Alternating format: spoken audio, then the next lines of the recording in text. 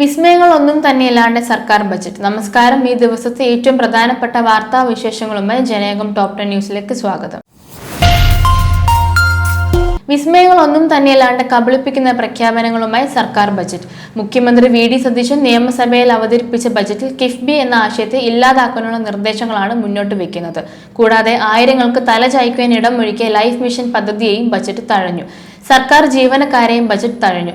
ജീവനക്കാരുടെ medical insurance പദ്ധതിയായ മെഡിസെപ്പ് പരിഷ്കരിക്കുന്നതല്ലാണ്ട് മറ്റ് പ്രഖ്യാപനങ്ങളൊന്നും ഉണ്ടായില്ല. ശമ്പള പരിഷ്കരണ കമ്മീഷനെ കുറിച്ചും വിരമിക്കൽ പ്രായം ഉയർത്തുന്നതിനെക്കുറിച്ചും ബജറ്റിൽ പരാമർശിക്കുകയുണ്ടായില്ല. കേന്ദ്ര സർക്കാർ ടെലിഗ്രാമിനെ ഭാഗികമായി നിരോധിച്ച നടപടി ശരിവെച്ച് ഡൽഹി ഹൈക്കോടതി. ജൂൺ 22 വരെയാണ് ടെലിഗ്രാമിന് സേവനങ്ങൾ നിർത്തിവച്ചിരിക്കുന്നത്. ഇതോടെ കേന്ദ്രത്തിന്റെ നടപടി ചോദ്യം ചെയ്ത ടെലിഗ്രാമിനെ ഹർജി കോടതി തള്ളി. IT നിയമം അനുസരിച്ച് കേന്ദ്ര സർക്കാരിന് നിരോധിക്കാൻ അധികാരമുണ്ടെന്ന് ഹൈക്കോടതി ചൂണ്ടിക്കാട്ടി. സംസ്ഥാനത്തെ ആരോഗ്യ വകുപ്പ് ആസ്ഥാനമായ ഡയറക്ടറേറ്റ് ഓഫ് ഹെൽത്ത് സർവീസ് ഓഫീസിൽ കസേരയെ ചൊല്ലി ഉദ്യോഗസ്ഥർ തമ്മിൽ വൻ തർക്കവും നാടകീയ രംഗങ്ങളും. പുതിയ ഡയറക്ടറായി ഔദ്യോഗികമായി ചുമതലയേൽക്കാൻ എത്തിയ ഡോക്ടർ റീനയ്ക്ക് താൽക്കാലിക ചുമതലയിലുള്ള ഡോക്ടർ മീനാക്ഷി സീറ്റ് വിട്ടു നൽകാൻ വിസമ്മതിച്ചോടെയാണ് അസാധാരണ സംഭവങ്ങളുടെ തുടക്കം. ബജറ്റിൽ ഭാവി കാലത്തെ രൂപപ്പെടുത്താനുള്ള ഒരു ബ്ലൂ പ്രിന്റും കാണാനില്ലെന്നും കഴിഞ്ഞ LDF സർക്കാർ അവതരിപ്പിച്ച ബജറ്റിലെ പല കാര്യങ്ങളും UDF സർക്കാർ ആവർത്തിച്ചിട്ടുണ്ടെന്നും പ്രതിപക്ഷ നേതാവ് പിണറായി വിജയൻ. വൻകിട മദ്യ കമ്പനികൾക്ക് വീര്യം കുറഞ്ഞ മദ്യം വലിയ തോതിൽ നിർമ്മിക്കാനുള്ള അവസരം തുറന്നു കൊടുക്കുകയാണോ എന്നും സംശയമുണ്ടെന്നും സ്വകാര്യ മേഖലയ്ക്ക് അവസരം കൊടുക്കലാണ് ബജറ്റിൽ കാണാൻ കഴിയുന്നതെന്നും അദ്ദേഹം കൂട്ടിച്ചേർത്തു. ഭാര്യയെ മർദ്ദിച്ചെന്ന പരാതിക്ക് പിന്നാലെ തൃശൂർ BJP സൗത്ത് ജില്ലാ പ്രസിഡന്റ് A. ശ്രീകുമാർ രാജിവെച്ചു. സംസ്ഥാന അധ്യക്ഷൻ രാജീവ് ചന്ദ്രശേഖരന് രാജി കൈമാറി.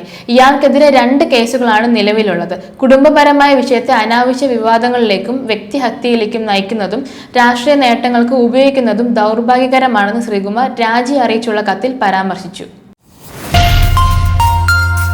ഇറാനും അമേരിക്കയും തമ്മിൽ ഒപ്പുവെച്ച സമാധാന കരാറിനെ തുടർന്ന് ഇറാനുമേൽ ഏർപ്പെടുത്തിയിരിക്കുന്ന നാവിക ഉപരോധം അമേരിക്ക പിൻവലിച്ചു.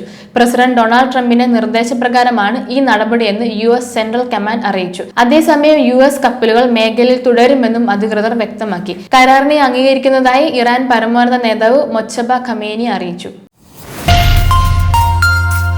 സംസ്ഥാനത്ത് ഷിഗല്ല അടക്കം പകർച്ചവ്യാധികൾ കൂടുന്ന സാഹചര്യത്തിൽ സംസ്ഥാനത്ത് ഇന്നു മുതൽ 3 ദിവസം ഡ്രൈ ഡേ ആചരിക്കും. സ്കൂളുകളിലും നാളെ ഓഫീസുകളിലും ഡ്രൈ ഡേ ആചരിക്കും. ഞായറാഴ്ച വീടുകളിൽ ശുചീകരണ യജ്ഞം നടത്തും. കോഴിക്കോട് നിപ്പ ബാധിതനായ യുവാവിനെ മെഡിക്കൽ കോളേജ് ആശുപത്രിയിൽ പ്രവേശിപ്പിച്ചിട്ട് 10 ദിവസം പിന്നിട്ടു. യുവാവിന്റെ ആരോഗ്യനില ഇപ്പോഴും ഗുരുതരമായി തുടരുകയാണ്. സംസ്ഥാനത്ത് സ്വർണ്ണവില ഇന്ന് കുത്തനെ ഇടിഞ്ഞു. ഗ്രാമിന് 335 രൂപ കുറഞ്ഞ് 13,370 രൂപയിലെത്തി.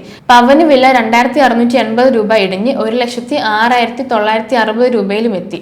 രാജ്യാന്തര വിപണിയിൽ സ്വർണ്ണവില 4% ഇടിഞ്ഞതാണ് കേരളത്തിലും പ്രതിഫലിച്ചത്.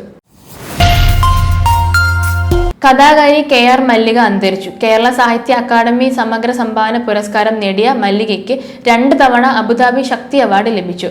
ഭാരത് ഭവൻ ഏർപ്പെടുത്തിയ വിവർത്തന പുരസ്കാരവും നേടിയിട്ടുണ്ട്. നാവ്, സമാന്തരം, മായ, മാളവ ഗൗള, നിറങ്ങൾക്കപ്പുറം, വളയം, അമ്മ, അകം എന്നിവ പ്രധാന കൃതികൾ. ദക്ഷിണ കൊറിയൻ ടീമിന്റെ പരിശീലന ക്യാമ്പിന് മുകളിലൂടെ പറന്ന ഡ്രോൺ വെടിവെച്ചിട്ട് മെക്സിക്കൻ സൈന്യം. ഗ്രൂപ്പ് Aയിൽ മെക്സിക്കോയുമായുള്ള ദക്ഷിണ കൊറിയയുടെ മത്സരം നടക്കാൻ മണിക്കൂറുകൾ ബാക്കിയുള്ളപ്പോഴാണ് സംഭവം. മത്സരത്തിന് തയ്യാറെടുക്കുന്ന സമയത്ത് തന്നെ ഇത്തരമൊരു സംഭവം അരങ്ങേറിയതിൽ ആശങ്കയുണ്ടെന്നും ദക്ഷിണ കൊറിയൻ കോച്ച് ഹോങ് മ്യൂങ് ബോ പ്രതികരിച്ചു. ജനേകം ടോപ് 10 ന്യൂസിലൂടെ വീണ്ടും കാണാം. കൂടുതൽ വാർത്തകൾക്കും വിശേഷങ്ങൾക്കുമായി ജനേകം വെബ്സൈറ്റ്, YouTube ചാനലുകൾ സന്ദർശിക്കുക.